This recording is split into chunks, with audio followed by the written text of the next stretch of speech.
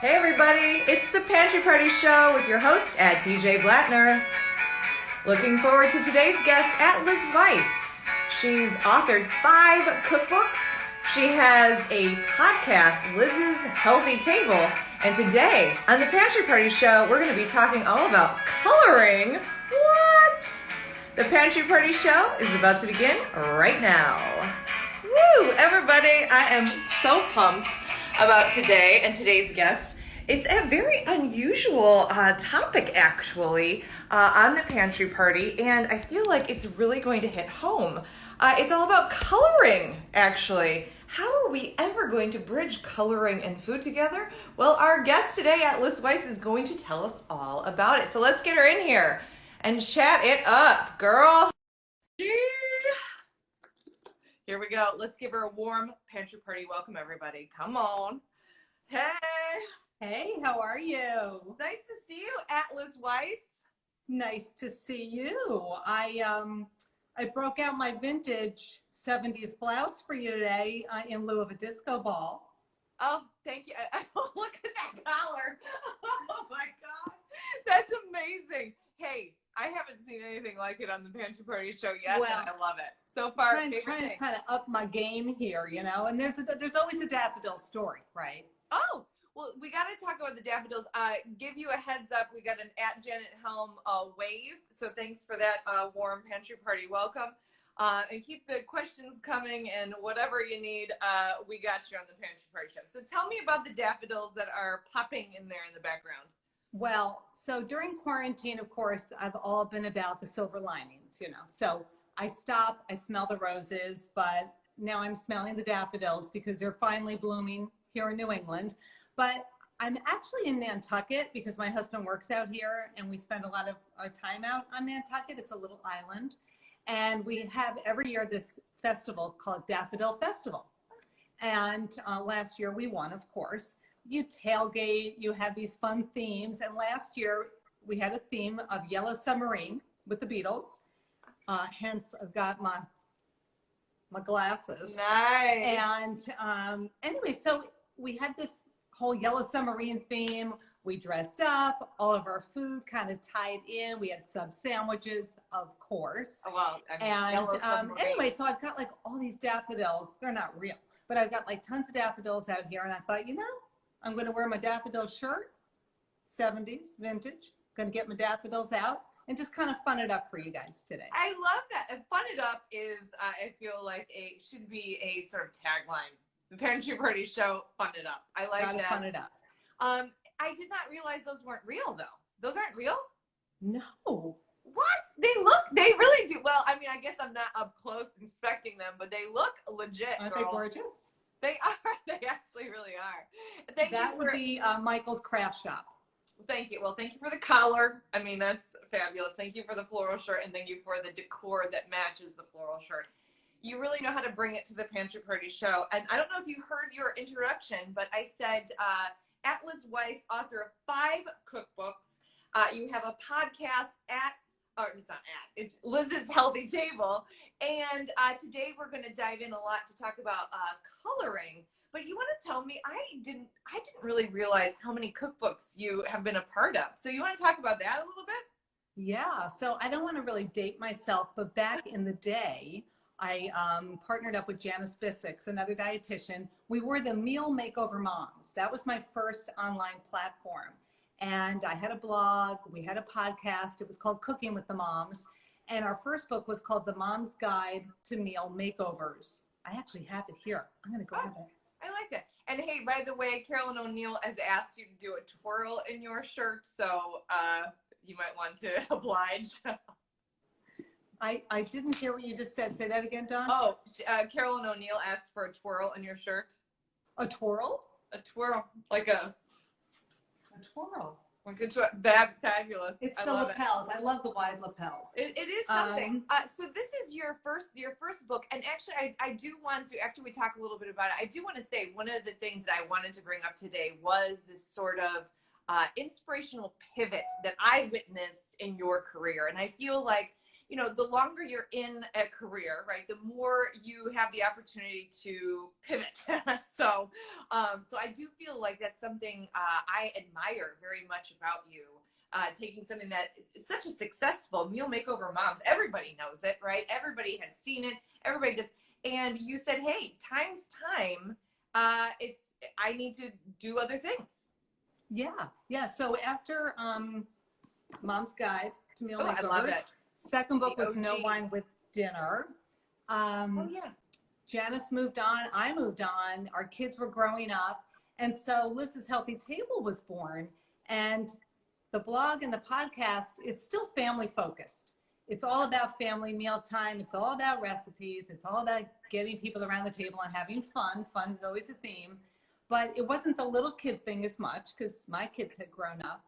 And it needed a refresh. You know, we had our first blog, I want to say, was it 2006 or 2007? I mean, we were like the first dietitians, I would say, to have, well, one of the first. I'm not going to say the first. Yes. To have a blog and certainly a podcast. And back then we thought it looked so great. And you know how things get dated. Anyway, it was just time for a refresh.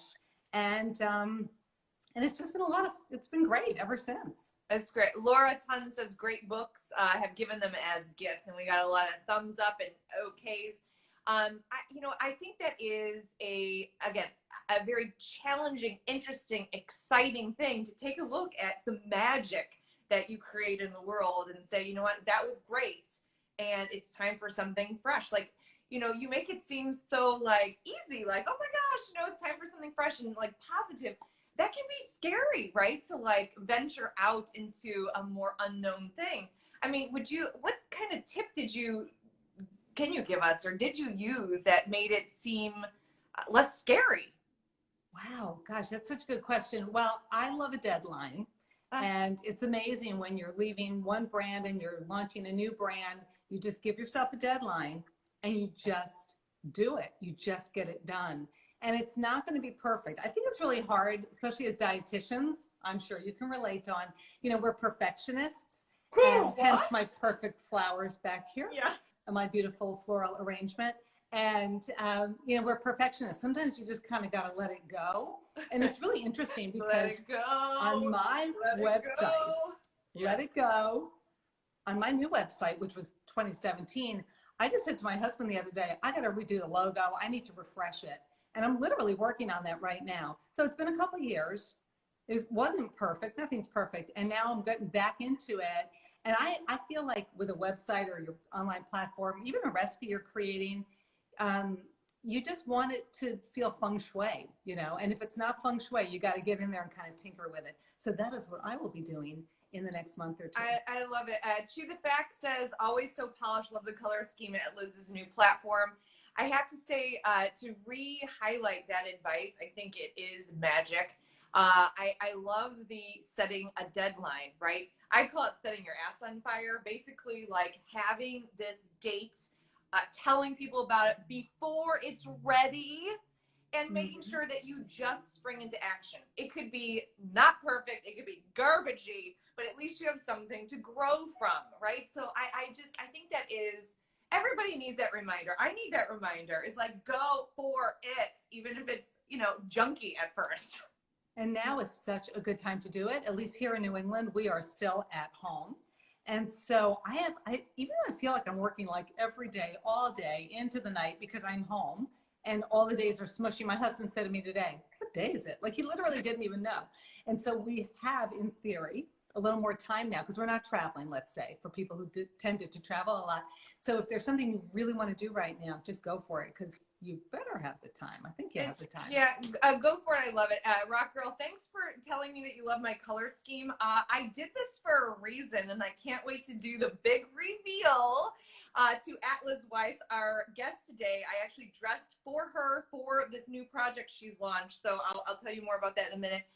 So your 5 cookbooks, amazing.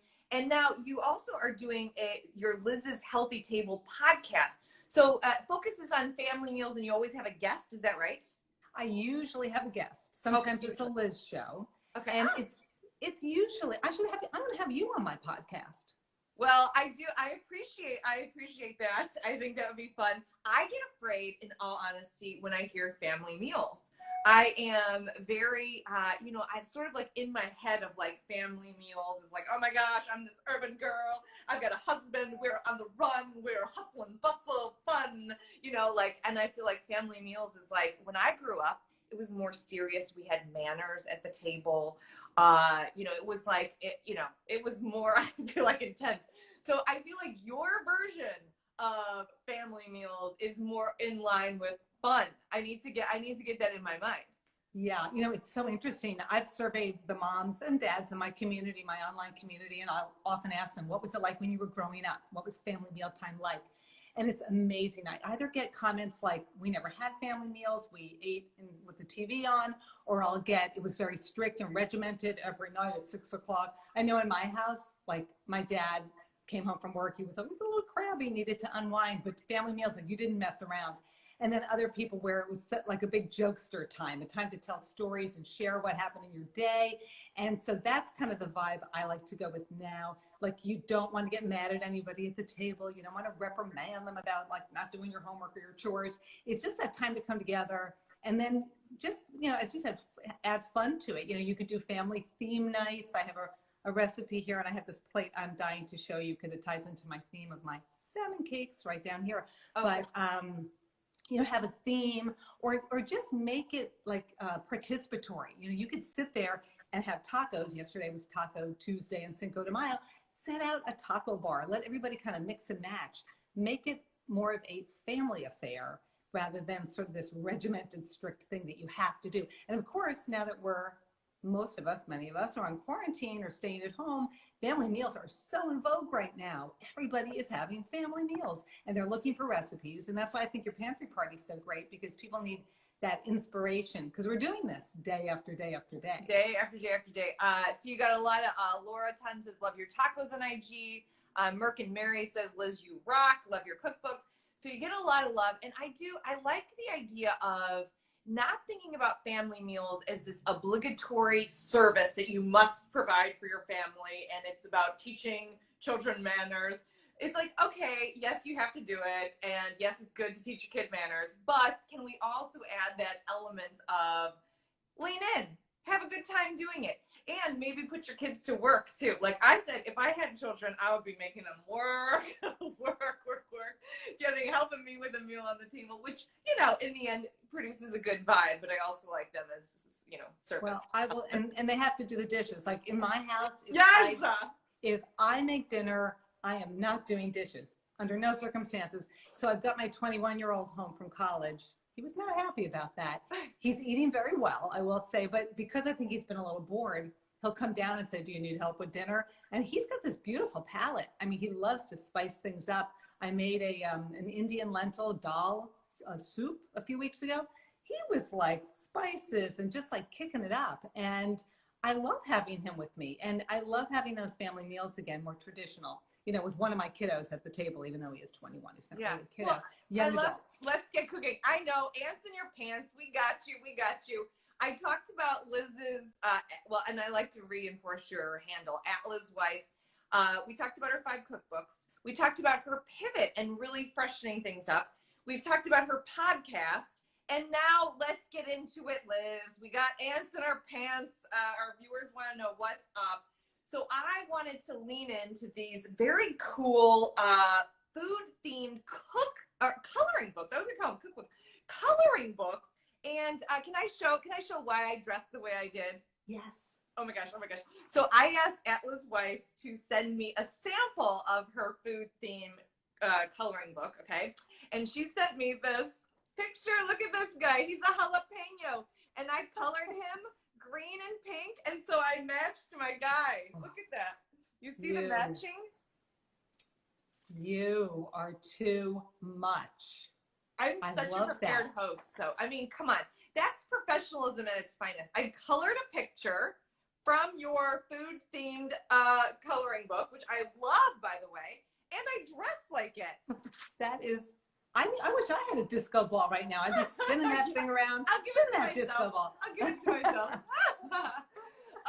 I really love this. Where did you come up with this idea? And then what recipe are we going to cook for this coloring book? Okay. Or you have multiple coloring books too. So I have 3 coloring books that are coloring cookbooks, if you will. So one is on smoothie bowls, and it's called I Color. love that one. Oh I my gosh, saw it's it online. beautiful. So cute. Beautiful. Yeah. So what you do is you it's an ebook, right? And you'll get it at lizshealthytable.com/cookbooks. And it's an ebook, very inexpensive to download. The first one's the smoothie coloring book. The second one is the Wholesome Family Meals, 12 recipes, 12 corresponding coloring pages. I love yours. Well, And then I'm the holding third it up one- because I feel like everybody wants to see it. I wish I was in it too. Wait, Carolyn O'Neill, take a picture where I'm in it and this, all right? Can I show you my S's Yes, for salmon? Oh, yes, do ours. And held in permagrin, so in case they're taking a screenshot, we look amazing. Okay, good. Okay, good. Okay. So smoothie bowl, what was the second one? Because Okay, so we had I smoothie didn't- bowls. We have Okay. Wholesome Family Dinners. Okay. 12 recipes, 12 corresponding coloring pages. The third one is not a cookbook per se, but kind of an educational book. But the designs are super beautiful, like they're mandala designs. They're very playful. It is an ABC book. So it is A is for avocados, B is for blueberries, J is for jalapenos, or shall we say jalapenos. S is for salmon. And so that book is so beautiful, and it's an ABC book, right? So what I did was, a month ago, when we all went into this whole quarantine thing, I said to myself, I said, Liz, you need to create some content for your community out there and the community at large, and come up with something really fun that everybody can do together to keep them busy. So I came up with a 26-day free challenge called Color, Cook, Learn. And every day when you sign up for the challenge, you get a coloring page. You get links to recipes featuring the food of the day. So A is for avocados. You're going to get links to avocado recipes. I gave them cooking with kids tips and links to helpful resources. And I teamed up with some other foodie mommy dietitians to say, hey, and some other foodies who are not dietitians but are in the kids space, to say, hey, send me a bunch of your recipes so I can start linking out to you. So the challenge is ongoing. You can sign up anytime, right? It's free. But for people who signed up day one, the challenge is over. And they have been sending me their colored in coloring pages. And I'm telling you, there's some really cute kiddos out there who are coloring and having a ball and cooking more. So it was just like a fun family activity and something I wanted to offer to the community. And then you're part of the community now because you just did your J page. Oh, let me show you tomatoes. This is a cute one. You got the girl, the rock girl's giving you a thumbs up. Cool. You've got a bunch of hearts. This is so cute. It is such a great idea. Oh, look at it. That's so cute. I love it. You know, for tomatoes. Can I tell you the error of my ways? Please do. Before At Liz Weiss was on, I was like, Liz, I was like, what age do you think that these coloring books would be good for? And I will correct myself, okay? The error of my way is right before this colored this page, I am, who knows how old, right? Because I'm practically ageless, but let's just say I'm over 12. And I had a freaking blast coloring it. I loved reading about the food. I think it's so fun to click into after I just colored it, ideas of recipes. This is not just for kids. I mean, this is amazing. Do you do your own art? Like, what the heck? Well, I am not very artistic, but that's why I love to color, because then I feel kind of like an artist, yeah. right? Yeah. I have I must have a creative gene, obviously somewhere in there, Yeah. but I can't draw or do any of that. So this is basically just taking clip art, if you will, and taking I hired someone to do it. I didn't do this, Dawn. Okay, okay. Working with a designer to take different elements and piece it together. Obviously, I wrote all like the P is for pasta, and I tell you all about pasta, right? But it's just so much fun. And I will tell you, it's not just for kids. So let's say you're a little kid. I honestly, when I was like, oh, coloring, I was like, yeah, my life has changed. Like, I have so much fun doing that. I am so inspired. I can see that this is for everybody, honestly. Well, it's relaxing, right? So let's say Yes. you're a little kid, you're going to scribble. It doesn't matter, right? You're not going to get in between the lines. But then as you get a little bit older, kids love an art project, so they're going to get into it. I really, if you want to look up close for the detail, look at that. I have like a yellow highlight there. I mean, I really worked at this and had a good time. I want you to look at my treasure box at the bottom of the C.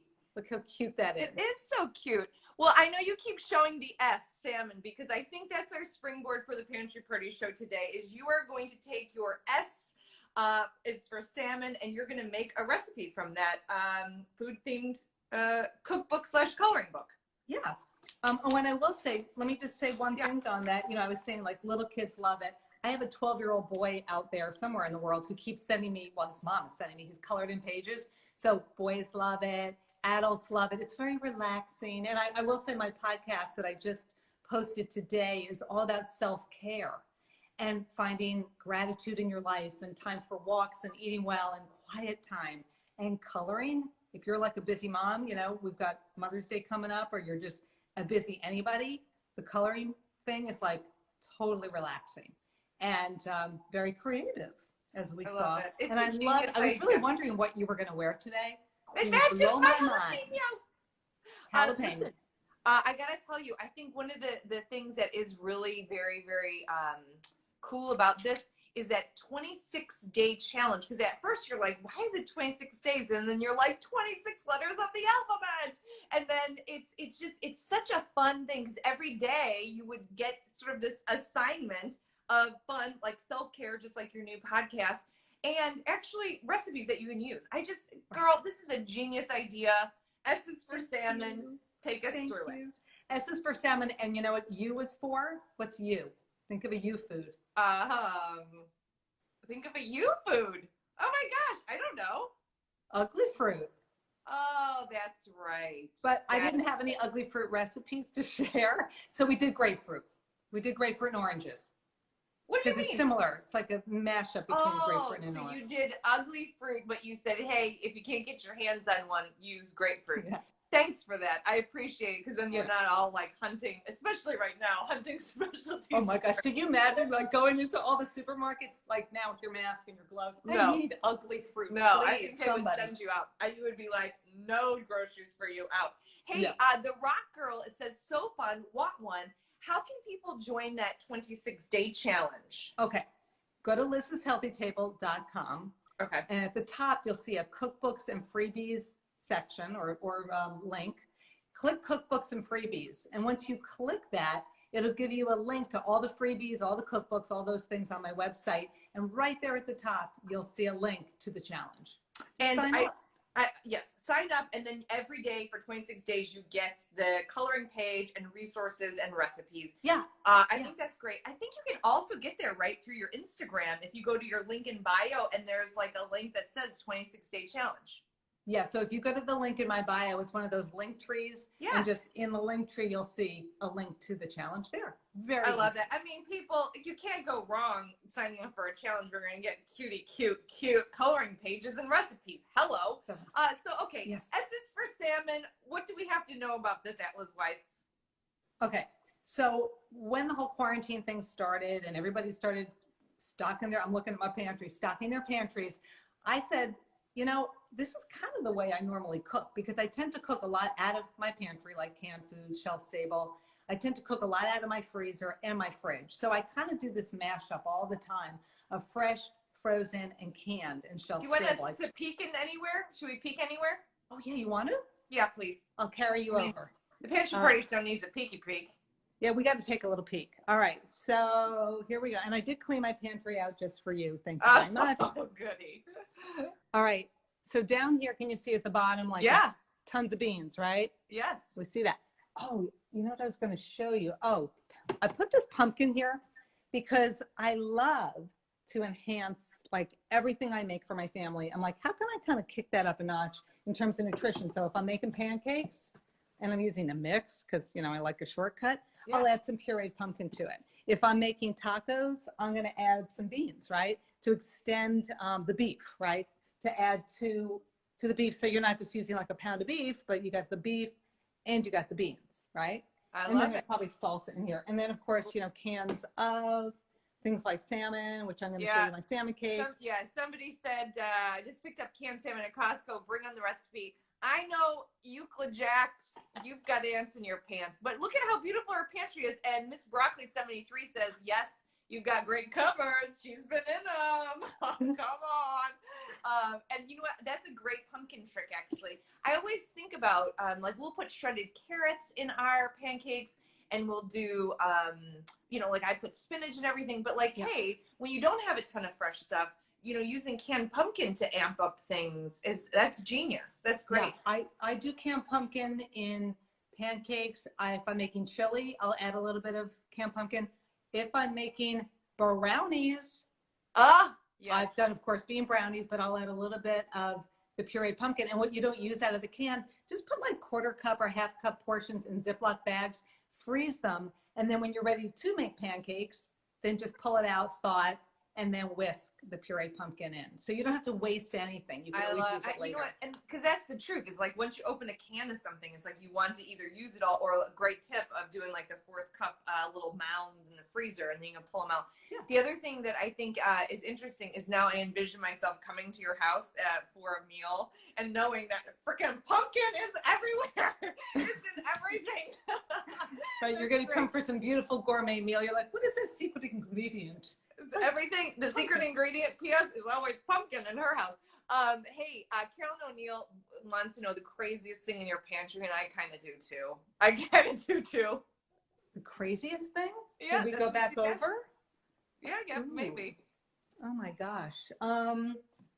Ooh, chew the facts. I like the idea of pumpkin in your cookbook for enchilada sauce. I don't know if there's anything too crazy in here. You know what I had from the other night? Some people are not going to like this because they're more purists, but I know you talked about tacos and taco shells yesterday. Yeah. So I've been like totally into these tacos Oh, that yes. kind of have a flat bottom, right? Yeah. So they don't fall over because I can't stand.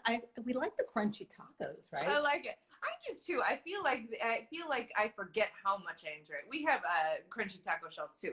All right, so fine. Ants in your pants, everybody. Tell us about your salmon cakes, please. Okay. I'm gonna bring you down. Okay. Bring you down. All right. Look at the shirt. Look at Oh this. God, Huh? that's the sheer beauty. That's a piece of magic. Oh my God, look at those. Those are gorgeous. I have a seafood. I got a fish plate, of course, for you. And I didn't see. Look at, there's a little fish. Oh my God, that's perfection. Why do I not own that? That is the best plate for salmon cake. Is that the cutest plate? My sister had given me these as a gift a couple of years ago. What a nice sister. Great. So these are salmon cakes, and I made these with canned salmon, 2 cans. And this recipe is on Liz's Healthy Table. So 2 cans of canned salmon. And then in that, I have added, I'm going to tell you about it, and then I'm going to, I'll make a sauce for you. So in that, I have the salmon. I've got some breadcrumbs. You could use gluten-free if you're gluten-free. An egg. We've got some shredded cheese. Corn. You could use frozen corn kernels or canned, back to the cantry or the pantry. And then I like to add a little bit of Dijon mustard. And you could add chopped green onion. I added when I made these last night. Love that. Oh, here is my new thing. So then you form them into these patties, right? You need the breadcrumbs to sort of hold them together. You form them into these patties. It's a little messy. If you have kids at home, bring them in, let them get messy. Always. And then you want to coat them in just a little bit more breadcrumb. But lately I've been mixing breadcrumb with shredded, or grated rather, Parmesan cheese. So you do about 2 tablespoons of each. And then when you cook it in a skillet with olive oil, that Parmesan gets like a little melty, a lot of crispy, it browns. So the outside of those salmon cakes, those fish cakes, is so good. And that's been my latest thing. And you know, I mentioned pancakes. I got these little cakes, these patties. I think I'm obsessed with that. I mean, I love cooking stuff in a skillet. I love anything like a little pancake kind of a thing. Can I say, you know, the thing that really is interesting to me, I've never heard of this, I've never seen it, is I like the crust. That's a good trick. But who puts corn in their salmon cakes? That's interesting. Well, okay, so the reason I added corn is because I have to add a vegetable to everything. I'm annoying like that, as many of us are. If you don't want to add corn, I like corn. It has like this little bit of pop, a little crunch, a lot of sweetness. Yeah. Or you can add bell pepper. Just take some bell pepper and just dice it up like an orange bell pepper. And then you'll get a little bit of that veg in there, a little crunch. And anyway, you can get a veggie in. That's kind of what I do. And I always have frozen corn. When in doubt, put a veggie in it. I love it. Why not? Okay, so fun. So you would eat that. How would you eat those cakes? Like, are you putting them on a bun? Are you putting them on a salad? Like, what do you do with your salmon cakes? So I like to serve it. So right here, you'll see. So I've got it on some greens. You could serve that on greens. Yeah, I love that. With some fruit, on the side. You know what I would love with this? Roasted asparagus, because the asparagus is awesome right now. It's in season. Oh, so are the strawberries. And so just roast asparagus. I actually have some in my fridge. And that would be really nice on the side. And then I like to make a little sauce. And you could use guacamole. I'm going to show you this sauce. You could use guacamole. You could add ketchup if you're a kid who loves ketchup, which, we know a lot of kids do. Or this is a sauce. This is super easy. So this is just some Greek yogurt, plain Greek yogurt. It's like a homemade tartar sauce. And I actually like the full fat because I like the texture of that. Yeah. And then a little bit of mayonnaise. Don't be afraid of mayonnaise. It's fine. A little bit of light mayo. Famous words at Liz Wise. Don't be afraid of mayonnaise. We've got people saying arugula is life. Carol O'Neill is screaming out tartar sauce, and Laura Tons where she's making a dipping sauce based in yogurt. What's your yogurt to mayonnaise ratio? Half and half. So about 2 tablespoons of each. Okay. If you want to just use Greek yogurt, just use Greek yogurt. But here's what else I'm adding. I'm going to add some chopped fresh basil and mint. Whatever herb, like nice fluffy little herb you have in your fridge. I don't know if I would add cilantro to this because I'm not feeling it, but I love cilantro, but not for this. But mint, tarragon is probably my favorite in this. And then the last ingredient I'm going to add, this is like a super easy recipe, is a little bit of lemon juice. Do you have one of these little lemon squeezers? Oh, yes. And you add the lemon cut side down. Yes. Squeeze out a little bit of lemon. I might have added a little too much there, but that's okay. Stir it up. If you want, you could add a little garlic to it. I might not, but what I love is just the herbs in that. And then, of course, you want to add just a little salt and pepper. I love it. You got Carol O'Neill screaming out chopped capers. You know what I'm screaming out? I love, and just anybody with me on this, I love horseradish. Like, I love it. Like, it is so delicious to me. I would feel like fresh herbs, horseradish. Hey, do you always have fresh herbs in your fridge? Like, this is something I do not have often. Tell me more. Oh, here, can I top this? Oh yeah, tap it. Yeah, we got to finish that, right? So I would add a little salt and pepper. I do love the idea of capers, but not everybody's going to have capers in their fridge now. But if you do, I would totally add the capers. All right, can I show you what I do with fresh herbs? Please. I love fresh herbs. I'm actually doing a TV segment tomorrow, and I have to make guacamole. So I bought a ton of cilantro, and I thought, all right, I don't want this to go bad. So let me just grab it out of my fridge. Yes. Thanks, Janet Hellman, BTD, for the horseradish loves, too. I mean, we go through so much horseradish around here. Okay. Okay, here we go. So this is mason jar with water. I dump the cilantro in. Okay. And then I just cover it in a plastic bag. Yeah. Leave that in the fridge. It stays so fresh. And it was a little wimpy when I got it. It actually looks a lot nicer, believe it or not. Like, for how long do you feel like it stays fresh? And if you didn't use it by the time it's starting to look a little janky, what do you do with it? So it should be fine. I mean, it's really hard to say because I don't know how long it was, in the market before I got it. But I will say, because it's been in water and I've had it covered with a dry plastic bag, it's kind of perked up.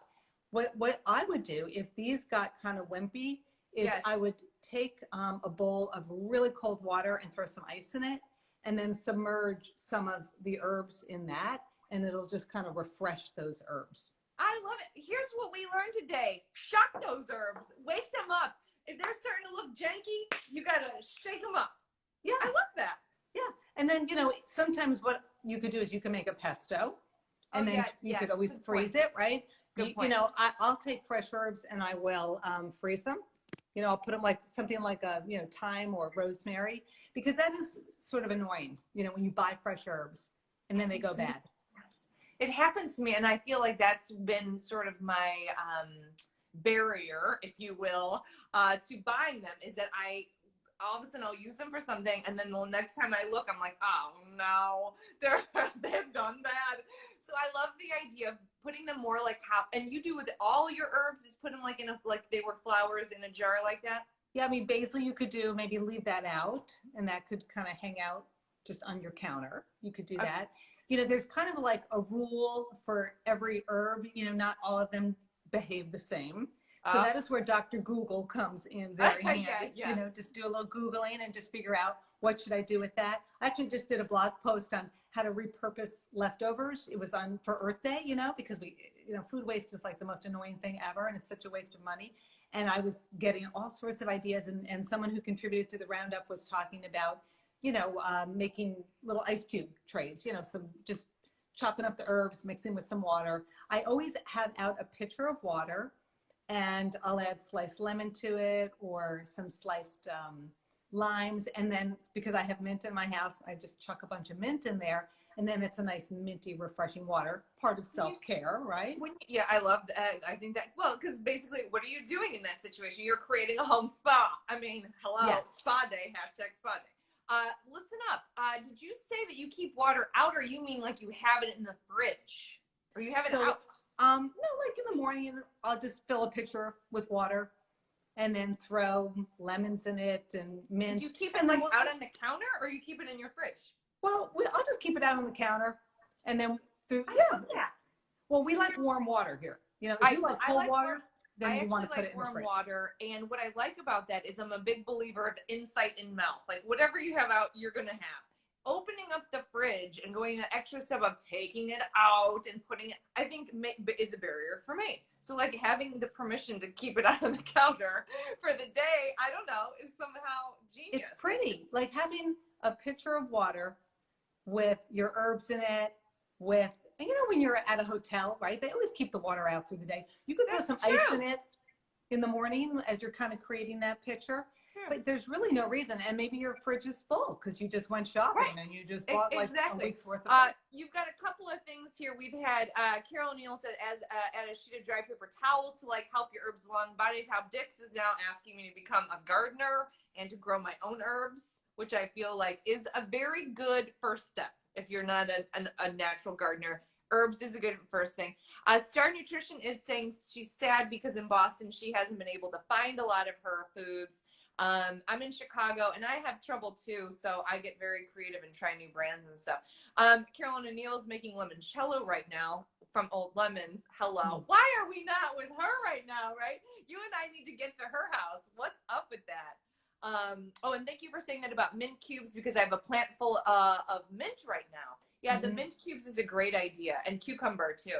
Yeah, and then I love cucumber. And if you do have some cucumber and you're like, oh, it's kind of on its last leg, slice it up, put it in that kind of minty water. Strawberries, throw 1 or 2 strawberries in there.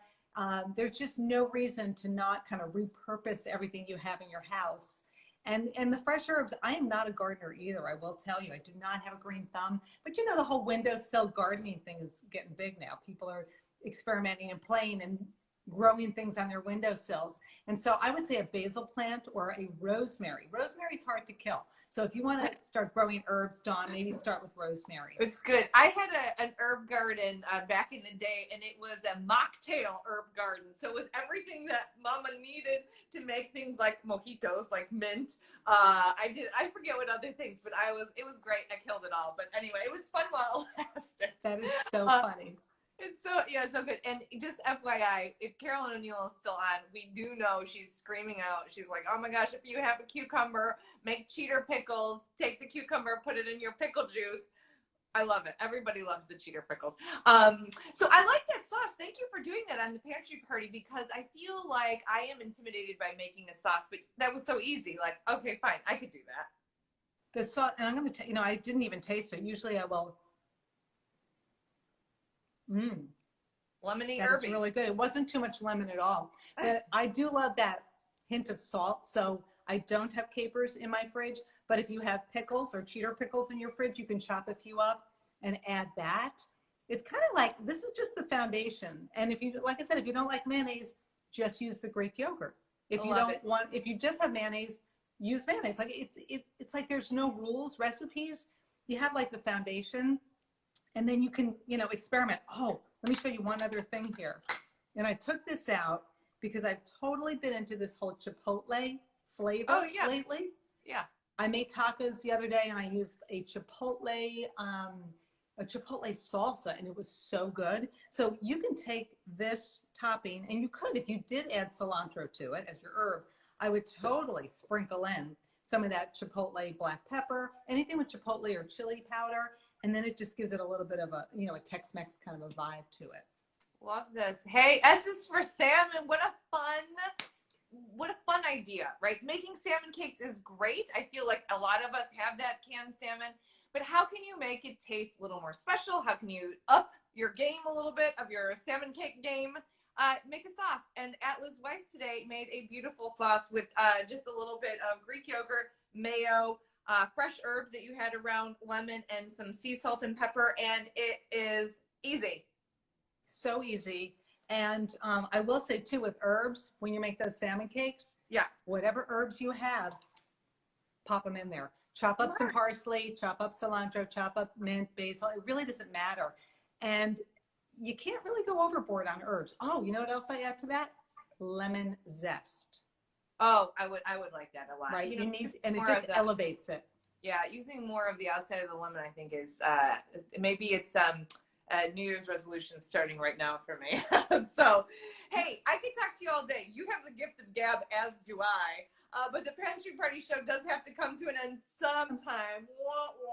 Well, I'm so sad I have to go back to my life now. Right, I know. I wish every moment could be a Pantry Party moment. But in all seriousness, you brought so many tips. I mean, I'm thinking about, adding pumpkin to things. I'm thinking about all the herb tips, fresh herb tips that we got about how to use them, how to store them, how to not make them go bad in your fridge. I think it's so genius.